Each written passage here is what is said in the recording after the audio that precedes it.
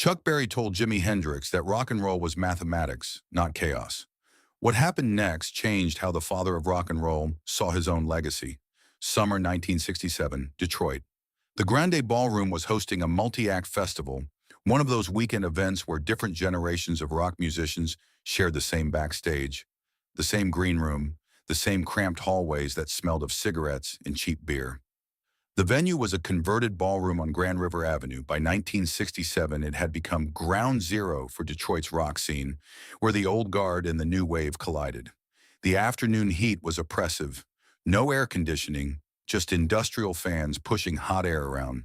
Musicians lounged on equipment cases and floors, walls covered with layers of old concert posters. Chuck Berry was there as the elder statesman. At 40 years old, he'd already written the blueprint for rock and roll. Johnny B. Good? Maybellene. Roll over Beethoven. Every guitarist in America had learned Chuck Berry songs. He was the architect, and everyone else was just building variations on his design. Jimi Hendrix was there as part of the new wave. Are You Experienced had been released just weeks earlier, and the British music press was calling him revolutionary. But to Chuck Berry and many of the older generation, Jimi represented something troubling. Too loud, too chaotic, too much flash, and not enough foundation. Backstage around 4 p.m. before soundcheck, Chuck was holding court. He did this often at multi-act shows. He'd gather young musicians around him and explain the craft, the discipline, the mathematics of rock and roll. 5 or 6 guitarists sat on equipment cases and folding chairs, listening to Chuck talk about rhythm, timing, precision. He had his Gibson ES-335 across his lap, occasionally playing a phrase to illustrate a point. Rock and roll is mathematics, Chuck said, his voice carrying that same articulate confidence he brought to his lyrics. Every note has a place. Every beat has a function. There's no room for chaos. You play what serves the song, nothing more, nothing less. He played the opening to Johnny B. Good, then stopped. That riff? I spent weeks on it. Tried it 20 different ways before I found the right one. And once I found it, I never changed it. Not one note. Because it's perfect. Someone asked about the new psychedelic sound coming out of San Francisco and London. Chuck shook his head. That's not rock and roll. That's noise with good marketing. When you can't play, you turn up the volume. When you can't write a proper song, you call it experimental. Rock and roll is precision. You listen to my records, every note is exactly where it needs to be. No accidents, just craftsmanship. Jimi was sitting in the corner, not part of the circle, just waiting for sound check. He was quiet, as he often was in these situations. He didn't like confrontation, didn't like inserting himself into conversations, but he was listening. Chuck noticed him. Everyone noticed Jimi. The afro, the clothes, the whole presence was impossible to ignore. "You're Hendrix," Chuck said. Not a question, a statement. "Yes, sir," Jimi replied. "I've heard your record. Loud. Very loud." "Yes, sir." Chuck paused, measuring his words. "Your generation thinks loud equals good. But volume is just covering up mistakes. It's distraction. Real musicianship is what you can do clean. No effects, no tricks, no walls of amplifiers. Just the guitar and your fingers." The room went quiet. Everyone understood what was happening. This wasn't advice. This was a challenge. "Can you play one song?" Chuck continued, his tone still friendly but with an edge. "Clean, precise, no distortion, no feedback, no Jimi Hendrix theatrics? Just pure rock and roll the way it's supposed to be played?" Jimi didn't respond immediately. He looked at Chuck, then at the guitar in the corner. A Fender Telecaster someone had left propped against an amp. "That's your guitar?" Jimi asked. "No, belongs to one of the session guys. Why? Mind if I use it?" Chuck gestured toward the guitar. "Be my guest. Show us what you can do without all the volume." Jimi stood up, walked over to the Telecaster, and picked it up. He sat back down on an equipment case and spent a moment checking the tuning. The room watched in complete silence. Then Jimi started playing. He didn't play one of his own songs. He didn't play a blues standard. He played Chuck Berry's Maybellene, but he didn't play it the way most people played Maybellene. He played it the way Chuck Berry played Maybellene. The same phrasing, The same rhythmic drive, the same articulation. Every note precise, every bend controlled, every accent exactly where Chuck would put it. The Telecaster's tone was clean, almost brittle. No warmth from overdrive, no sustain from distortion. Every mistake impossible to hide. For the first 30 seconds, Chuck watched with a slight smile. This kid was good, but he was just copying. That's what everyone did. They copied Chuck Berry. Imitation is flattery. He'd seen it 1,000 times. Then Jimmy started adding things. Subtle things at first. Microtonal variations that added emotion without changing the structure. He'd play a note exactly where Chuck would play it, but bend it slightly, just a quarter tone, giving it a different color, a different weight. He'd accent a beat the way Chuck did, but then add a ghost note underneath, creating a rhythmic texture that was richer, fuller, more complex. One of the young guitarists leaned forward, trying to understand what he was doing. How was he making the same notes sound different? The precision was still there. Every note was still mathematically correct, still serving the song, still in the exact pocket where Chuck had placed it. But now there was something else. There was feeling. There was breath. There was humanity inside the mathematics. It was as if Jimmy had taken Chuck's blueprint and revealed what the blueprint had always been trying to express, but couldn't quite say. Chuck's smile faded. He leaned forward, his forearms on his knees, watching Jimmy's hands with an intensity that made everyone else in the room uncomfortable. This wasn't casual observation anymore. This was study. This was recognition. This was something shifting. Jimmy played the guitar solo section, and it was devastating in its precision. He took Chuck's original solo, the one Chuck had crafted and refined and played thousands of times. The solo that every guitarist in America knew note for note, and he played it exactly. But somehow it sounded different. The notes were the same, the timing was the same, but the feeling was deeper. It sounded like Chuck Berry, but it also sounded like something more. Something that had been hiding inside the original all along.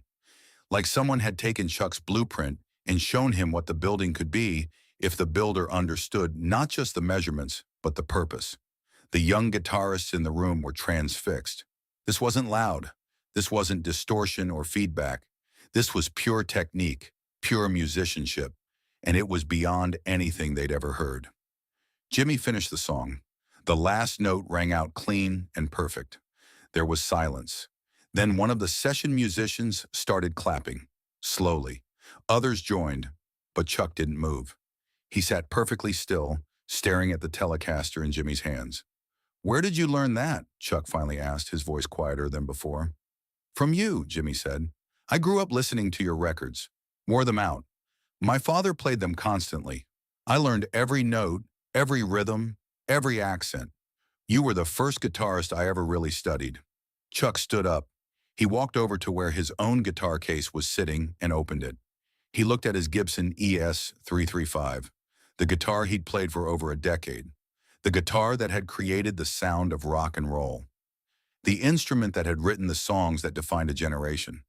Suddenly it looked different to him, not worse but limited, like he'd been using it to say one thing over and over, and someone had just shown him it could speak in full sentences. "I need some air," Chuck said to no one in particular. He walked out of the green room, down the narrow corridor, past posters of himself from concerts 5 years ago, and out the back door into the parking lot. His tour manager found him 20 minutes later, sitting alone on the bumper of the equipment truck, smoking a cigarette, staring at nothing. "You okay, Chuck?" Chuck didn't answer right away. He took a drag, exhaled slowly. "That kid just played my song better than I play it." "He played it the same way you do," the tour manager said, trying to be helpful. "No," Chuck said, his voice quiet. "He played it the way I wish I could play it.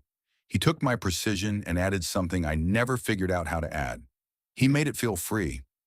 I've been so focused on getting every note right that I forgot music is supposed to make you feel something." The tour manager didn't know what to say. He'd worked with Chuck for 6 years and had never heard him talk like this. "You're still Chuck Berry," the tour manager offered. "Am I?" Chuck said, and it wasn't a rhetorical question. It was genuine uncertainty, the kind that comes when everything you thought was settled suddenly isn't. That night, Chuck Berry performed his set, but people who were there said something was different. He seemed distracted, uncertain. He cut 3 songs from his set list and finished early. He told the promoter he wasn't feeling well.